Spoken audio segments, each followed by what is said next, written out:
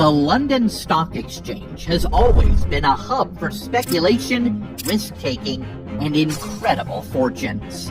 But behind the glamorous world of stocks and bonds lurk the shadows of deception. The year is 1814, and Napoleon Bonaparte, the looming figure casting a shadow over Europe, has been seemingly undefeatable until now.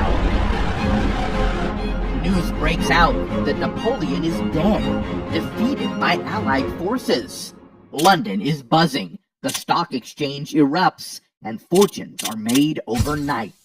But what if this incredible news was all a lie? A hoax designed not for military victory, but for financial gain. It was a plot so bold, it involved one of Britain's most famous naval heroes, Lord Cochrane. But how did he get entangled in one of the biggest scandals of all time? And was he truly guilty or just a scapegoat? And more importantly, how could a single lie, told by a mysterious man, cause shockwaves in the heart of Britain's financial capital? Let's find out. At the turn of the 19th century, Europe was embroiled in the Napoleonic Wars. England, locked in a bitter struggle with France, saw its government stretched to the limit, pouring resources into the fight against Napoleon's vast empire. The war effort was costly, and this was reflected in the government bonds traded on the London Stock Exchange. Bonds, known as omnium, fluctuated wildly depending on the news from the battlefield. For speculators, these fluctuations were an opportunity. Timing the market right could mean unimaginable profits. It's in this volatile environment that the plot of the Great Stock Exchange Hoax unfolded, against a backdrop of desperation and greed. But who would dare pull off such an audacious scheme? In February 1814, as Napoleon's power began to wane, a well-dressed gentleman appeared in Dover just after midnight on February 21st. He wore a red military uniform, and his face was tired, though not from battle, but from a long journey.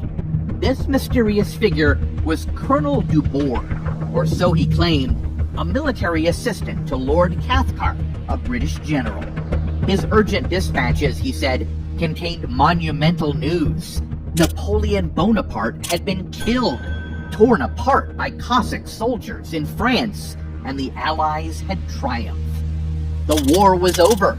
As Dubourg delivered this message to the ship inn's landlord, the news spread like wildfire through Dover. By 9 a.m., Dubourg arrived in London at the residence of Lord Cochrane, a naval hero, member of Parliament, and one of the key players in this mystery. At this point, government bonds, fueled by rumors of Napoleon's death and the Allies' victory, started rising sharply. Investors, thrilled by the prospect of the war's end, scrambled to buy bonds, driving prices higher and higher. Lord Cochrane, along with several others, was a member of a syndicate of speculators who had acquired significant holdings of government bonds.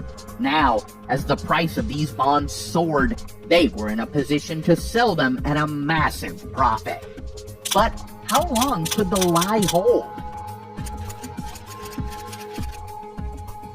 As the day progressed, investors became anxious. Despite the earlier wave of optimism, doubts crept into the market. Was this too good to be true? By midday, the government bond prices had peaked, only to begin falling again as investors realized that no news had been officially confirmed. Still, a final attempt was made to revive confidence. A coach rode through the streets of London, its passengers wearing the uniforms of French royalist officers, shouting that Napoleon had fallen. They scattered papers bearing the words "Vive le Roi" and "Vivent les Bourbons" in the streets of London's financial district. Yet this last-ditch effort failed. As the afternoon drew to a close, it became clear that the news had been a hoax. The price of bonds fell back to their original level, and the shockwave of the deception reverberated throughout London.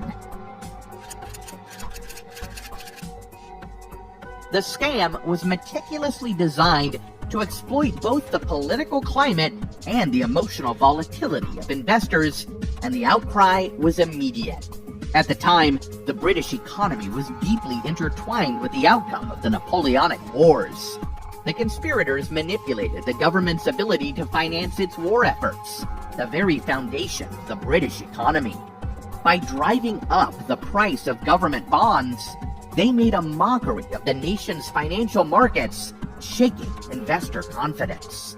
The stock exchange, stung by the scale of the fraud, launched an investigation. On February 22nd, The Times published a scathing editorial condemning the fraud of the most impudent and nefarious description. A committee was formed to uncover who was behind this audacious scam. And it didn't take long for fingers to point at the syndicate led by Lord Cochrane, along with his uncle, Andrew Cochrane Johnstone, and a broker named Richard Butt. The stock exchange concluded that this group had orchestrated the hoax to inflate the price of bonds, allowing them to sell their holdings at a high price before the truth emerged and prices collapsed. Lord Cochrane was no ordinary man. He was a Navy icon, celebrated for his daring exploits against Napoleon's forces. His reputation for independence and anti-establishment views had made him a controversial figure, but also one of the most popular public figures in England. Despite this, his involvement in the hoax led to his swift fall from grace. In a highly publicized trial, Cochrane and his alleged co-conspirators were found guilty of fraud. The sentence was severe. Cochrane was expelled from the House of Commons, stripped of his knighthood, and dismissed from the Royal Navy. He was sentenced to 1 year in prison, and his name was tarnished in the eyes of the British public. Despite his conviction, Lord Cochrane's story didn't end with the stock exchange hoax.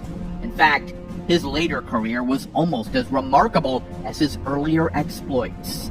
After serving his prison sentence, Cochrane was eventually reinstated in the Royal Navy, and he went on to serve with distinction in the navies of Chile and Brazil, helping those countries win their independence from Spain.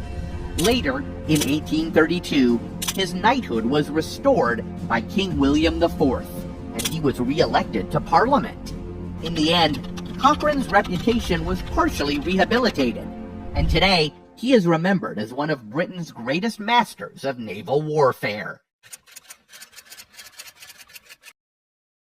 What makes the Great Stock Exchange hoax of 1814 so fascinating is the audacity of the plot. To stage a fraudulent military dispatch, complete with a fake officer, gold coins, and an elaborate staged ride through the streets of London was both brilliant and brazen. The conspirators understood how the rumor mill worked and exploited it perfectly, playing on the hopes and fears of investors to create a momentary market frenzy. In today's world of instantaneous communication, such a scheme might seem implausible, but in 1814, with no telegraph or instant news service, the scheme worked brilliantly, if only for a few hours. It was enough time for the conspirators to offload their bonds and make a significant profit, leaving the rest of the market to deal with the fallout. Lord Cochrane's involvement remains one of the most debated aspects of the hoax. While he was found guilty, many historians believe he may have been the victim of a political conspiracy. Cochrane's enemies in the Admiralty and the government had much to gain from his downfall. His outspoken criticism of corruption had made him powerful enemies, and some believe the hoax trial was a convenient way to remove a troublesome figure. But what do you think? Was Lord Cochrane a victim of political intrigue, or was he truly involved in the plot? And could such a scheme like this happen today in our modern interconnected world? Let us know your thoughts in the comments.